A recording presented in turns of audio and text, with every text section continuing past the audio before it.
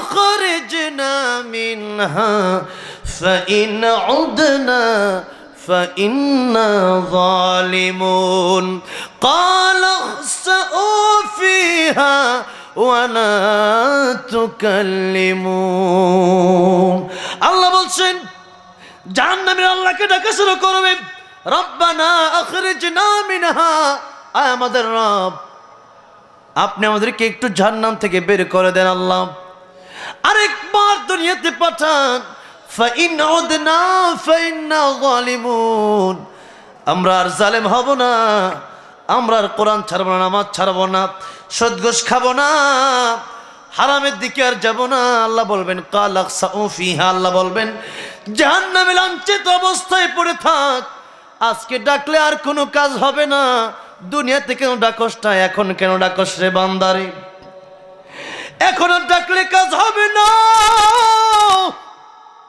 ওয়ালা তুকাল্লিমুন আজকে আমার সাথে কোনো কথা বলবি না ওই দুনিয়াতে নামাজের মাধ্যমে আমি আল্লাহর সাথে কথা বলার বড় সুযোগ ছিল রে বান্দা কিন্তু দুনিয়াতে কেন কথা বলিস না আজকে আর কথা বলিস না ওয়ালা তুকাল্লিমুন চুপ করে থাক কোনো কথা বলবি না চুপ করে থাক যাওয়ার কোনো জায়গা হবে না সেই জাহান্নামে যাওয়ার পরে মানুষ আফসোস করবে আল্লাহর ডাকবেও আল্লাহ বলেন বান্দারে সেদিন ডেকে লাভ হবে না তাই তো নবী বলেছেন আল কাইয়িসু মান দানা নাফসাহু ওয়া আমিলা লিমা বাদাল মাউত প্রকৃত জ্ঞানী তো প্রকৃত বুদ্ধিমান তো ওই ব্যক্তি যে ব্যক্তি নিজের চিন্তা করে সে ব্যক্তি কবরে যায় আর কবরে যাওয়ার আগে সে ব্যক্তি আমল করে নেয় পরকালের জন্য আমল করে নেয় সে ব্যক্তি প্রকৃত জ্ঞানী কিন্তু মুসলমান নিজের চিন্তা নাই আরেকজনকে নিয়ে শুধু আমাদের চিন্তা আজকে বড় বেশি অমুক লোকটা খারাপ অমুক লোকটা ভালো না অমুক এই করেছে সেই করেছে অমুক এই করলো সেই করলো ওরে মুসলমান একবার কি চিন্তা করলেন না আমার কবরে আরেকজন যাবে না তার কবরে আমি যাব না মান আরাফা নাফসাহু ফাকাদ আরাফা রাব্বাহু নিজেকে যে ব্যক্তি চিনলো সেই ব্যক্তি আমার আল্লাহ চিনলো আরে নিজেরই তো চিনলেন না আল্লাহরে কেমনে চিনবেন ও মুসলমান নিজের চিন্তা নাই মুতু ক্বাবলা আন তামুতু মরার আগে মরেন মরার আগে মরেন মরার আগে মরেন কেমনে মরবেন একটু চিন্তা করে দেখেন এই তো বগুড়া গাবতলী গিয়েছিলাম গতকাল আলোচনা করার জন্য সেখানে আরেকটা মাহফিল আমার ছিল প্রতি বছর একটা মাহফিল আমাকে দাওয়াত করা হয় গত বছর আলোচনা করলাম এই বছর দাওয়াত দিল আমাকে বলা হলো হুজুর যিনি আপনাকে দাওয়াত দেন এই মাদ্রাসা সভাপতি উনি মারা গেছেন এই বছর মাহফিলটাই বন্ধ করে দিতে হচ্ছে মাহফিলটা হবে না আল্লাহ তুমি তাকে জান্নাতুল ফেরদাউস দিও জোরে বলেন আমিন চলে গেল লোকটা বড় তার আশা ছিল এই বছর মাহফিল করবে আলোচনায় বসবে কোরআন সুন্নাহর আলোচনা শুনবে কিন্তু সে আশা আর পূরণ হলো না লোকটা চলে গেল ফির সেই গান গাচ্ছিল 1 মিনিটের নাই বড় সঙ্গ হবে রং তামাশা দম ফুরাইলে বন্ধ চক্ষু বুঝিলে গান গাইতে গাইতে ফিরোজ সেই কবরে চলে গেল ও বন্ধুরে আজকের আলোচক যিনি দ্বিতীয় আলোচক ওনার নাম ফরিদুল ইসলাম ফারুকী সাহেব ওনার নামের নাম গাইবান্ধার একজন আলোচক কয়েকদিন আগে আলোচনা করতে করতে স্টেজেই ঢলে পড়লেন একটু পরেই ওই সেই আলোচকের মৃত্যুটাও হয়ে গেল আমি এই জায়গায় বসে বসে আলোচনা করতে করতে আমার ভাইরা আমার মরণ হতে পারে কি পারে না ও বাবা যে আপনার মরণ চাই মাহফিলের প্যান্ডেলের ভিতরে হতে পারে কি পারে না আল্লাহর নবী বিশ্ব নবী রাহমাতুল লিল আলামিন বলেন সাহাবীরা রে মরণ কত কাছে আমি নবী আল্লাহ যত জগতের জন্য রব তত জগতের জন্য আমি নবী রহমত আমি নবী সমস্ত জগতের জন্য রহমত করে আল্লাহ বলেছেন আলহামদুলিল্লাহি রাব্বিল আলামিন আর আমার নবীর ব্যাপারে আল্লাহ বলেছেন ওয়ামা আরসালনাকা ইল্লা রাহমাতাল লিল আলামিন। রাহমাতুল লিল আলামিন নবী কুরআনে প্রমাণ। আশিক বিনে কে বুঝিবে আমার দয়ার নবীর শান। কষ্ট হচ্ছে আপনাদের? আর 15টা মিনিট সময় আমি ঘড়ি ধরে রেখেছি, কারণ 12টা পর্যন্ত ইচ্ছা ছিল, কিন্তু আর 15টা মিনিট সময় আমি বেশি কষ্ট আপনাদেরকে দেব না। একটু মাঝে মধ্যে যদি নাতে রাসূল গাই, একটু বলা যাবে তো আমার সাথে? নবীর প্রেমে নবীর মহব্বতে ইনশাল্লাহ। ওইটা আরো কিছু আবদার আছে, ওইটা যদি শেষে বলা যায় ইনশাল্লাহ, ঠিক আছে? তো এখন যদি মাঝখানে কিছু বিরিয়ানির মাঝখানে সালাদ তো দিতে হয়, কথা ঠিক না ঠিক? সালাদ দিতে হয়, তাহলে বিরিয়ানি খাইতে একটু মজা লাগে। তো একসাথে যদি একটু বলেন, যেহেতু আমার সাথে ঢোল হারমোনিয়াম তবলা এগুলো যেহেতু আমার সাথে নাই, সেজন্য আমার নামের আগে তোমার শিল্পীও লেখা হয়েছে, সেজন্য একসাথে যদি একটু মাঝে মধ্যে বলেন, তাহলে আমি আমার একটু সহযোগিতা হবে আর কি। বলা যাবে তো ইনশাআল্লাহ নবীর প্রেমে? বলেন না, রাহমাতুল লিল আলামিন নবী রাহমাতুল লিল কোরআনে প্রমাণ। আশিক বিনে কে বুঝিবে আমার দয়ার নবীর শান। বলেন, আশিক বিনে কে বুঝিবে নবী আমার মদিনারে বলবো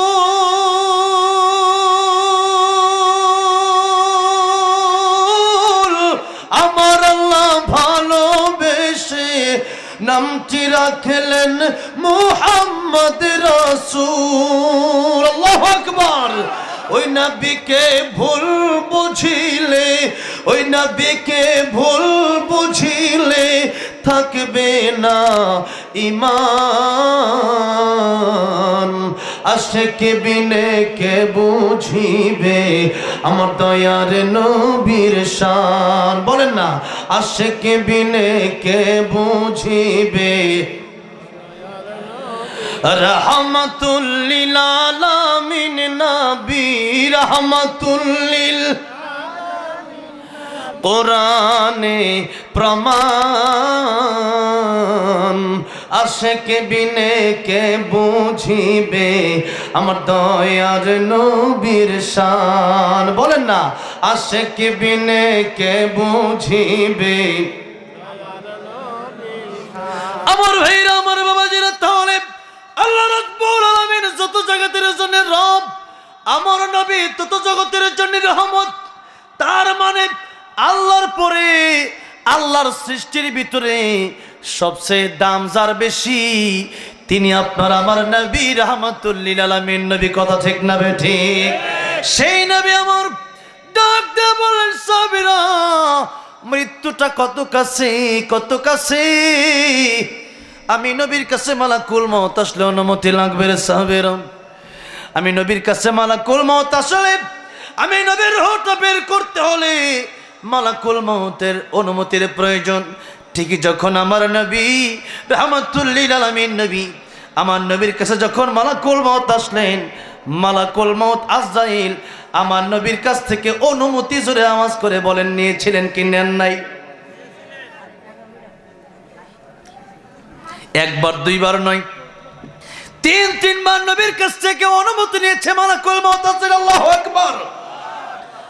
দরজার বাইরে এসে আমার নবীকে সালাম দিচ্ছিলেন, আসসালাতু ওয়াসসালামু আলাইকা ইয়া রাসূলুল্লাহ, আসসালাতু ওয়াসসালামু আলাইকা ইয়া হাবিবাল্লাহ।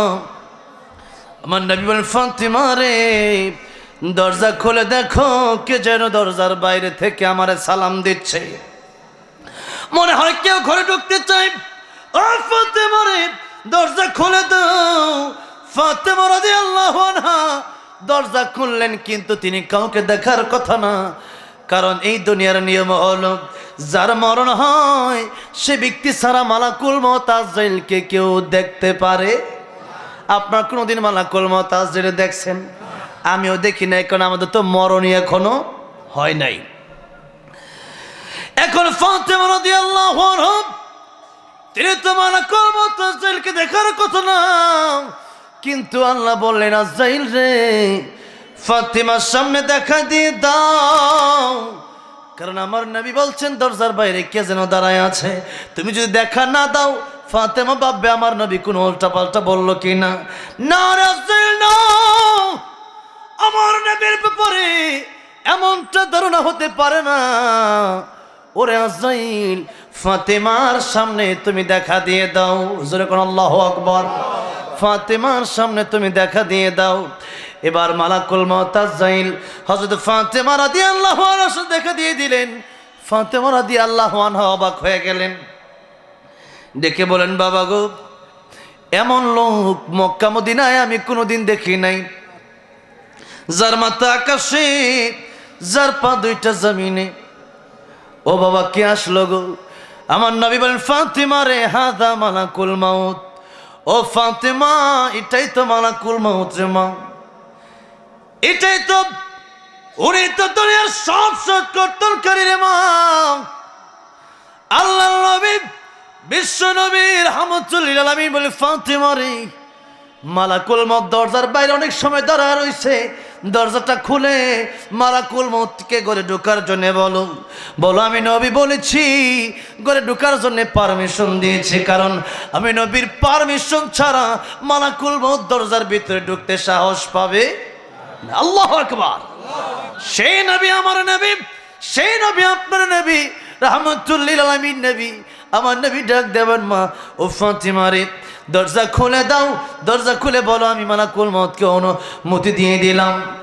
হযরত ফাতেমা বলেন বাবা আমি অনুমতি দেব না। নাই বলে ফাতেমা রে, দুনিয়ার মানুষের কাছে আসলে অনুমতি লাগে না রে মা, আমি রাহমাতুল লিল আলামিন নবী, আমার আল্লাহ আমাকে সম্মান দিয়েছেন রে মা, অনুমতি চাই দরজার বাইরে থেকে। ও মারে পারমিশন দিয়ে দাও, পারমিশন দিয়ে দে হলো। মালাকুল মউত জানলে কে বলে ইয়া রাসূলুল্লাহ, ইয়া হাবিবাল্লাহ, আমি এসেছি আপনাকে নিতে, তবে আল্লাহ বলেছেন আপনি যদি চান আপনাকে আল্লাহ আরো হায়াত বাড়ায় দিবে। জোরে কোন সুবহানাল্লাহ। আমার নবী ডাক দিয়ে বলেন আজরাইল, হাত্তা ইয়াতিয়ানি জিবরাইল, আজরাইল হাত্তা ইয়াতিয়ানি জিবরাইল। ওরে আজরাইল, জিবরাইল আসার আগ পর্যন্ত তুমি অপেক্ষা করো। জিবরাইল আলাইহিস সালাম যতক্ষণ না আসবে ততক্ষণ পর্যন্ত তোমার আমি কিছুই বলবো না। এবার জিবরাইল আমিন আসলেন। নবী বলেন জিবরাইল রে, আমি যাব না থাকবো। জিবরাইল আমিন বলেন ইয়া রাসূলুল্লাহ, এই দুনিয়াতে কত মানুষ আপনারে কত কষ্ট দিল, তায়েফের ময়দানে, এই দুনিয়ার তায়েফের লোকের আপনারে রক্ত ঝরাইল। ইয়া রাসূলুল্লাহ, উহুদের ময়দানে আপনি রক্ত ঝরাইলেন। ইয়া রাসূলুল্লাহ, এই দুনিয়াতে আপনার জন্য কষ্টের জায়গা ছিল, আর দুনিয়া সিজনুল মুমিনি ওয়া জান্নাতুল কাফির। মুমিনের জন্য দুনিয়াটা জেলখানা, আর কাফিরের জন্য দুনিয়াটা বালাখানা। ইয়া রাসূলুল্লাহ, আল্লাহ কি জানায় দিয়েছেন ইন্নাকা মাইয়িতুন ওয়া ইন্নাহুম মাইয়িতুন। ইয়া রাসূলুল্লাহ, কেউ বাঁচতে পারবে না। কুল্লু মান আলাইহা ফানি ওয়া ইয়াবকা ওয়াজহু রাব্বিকা যুল জালালি ওয়াল ইকরাম। ইয়া রাসূলুল্লাহ, আল্লাহ ছাড়া কেউ বাঁচবে না। ইয়া রাসূলুল্লাহ, আপনি থাকলে থাকতে পারেন, তবে যাওয়াটা আপনার জন্য উত্তম হবে। আমার আল্লাহ রাব্বুল আলামিন আপনার জন্য অপেক্ষা করতেছে। আল্লাহু আকবার। ইয়া রাসূলুল্লাহ, ইয়া হাবিবাল্লাহ, জান্নাতের হুর গিলমান, জান্নাতের নাজ নেয়ামত আপনার জন্য অপেক্ষা করছেন। ইয়া রাসূলুল্লাহ, আপনি দুনিয়া ছেড়ে চলে যাওয়াটাই উত্তম হবে। আমার নবীজি কান্না শুরু করে দিলেন। জিবরাইল আমিন বলেন ইয়া রাসূলুল্লাহ, আপনি কি ফাতিমার জন্য কাঁদেন না ঈশ্বরের জন্য কাঁদেন, নাকি হাসান হুসাইনের জন্য কাঁদেন গো নবী? আমার নবী ডাক দিয়ে বলেন জিবরাইল, আমি ফাতিমার জন্য কাঁদি না রে, আমি আয়েশার জন্য কাঁদি না, আমি হাসান হুসেনের জন্য কাঁদি না, আমি কাঁদি আমার গুনাহগার উম্মতের জন্য। জোরে আওয়াজ করে বলা যাবে না আল্লাহু আকবার। সেই নবী আমার মরণের সময় উম্মতের জন্য কান্দে, আর উম্মত তালাশ করে সালমান শাহরে, আর শাহরুখ খান রে, আর সালমান খান রে, সাকিব খান, কথা ঠিক না বে ঠিক? যেই নবী কান্দে উম্মতের জন্যে, সেই নবীর আদর্শ আজকে নায়ক নায়িকা। যেই নবী কাঁদে উম্মতের জন্যে, সেই নবীর আদর্শ আজকে দুনিয়ার খেলোয়াড়েরা।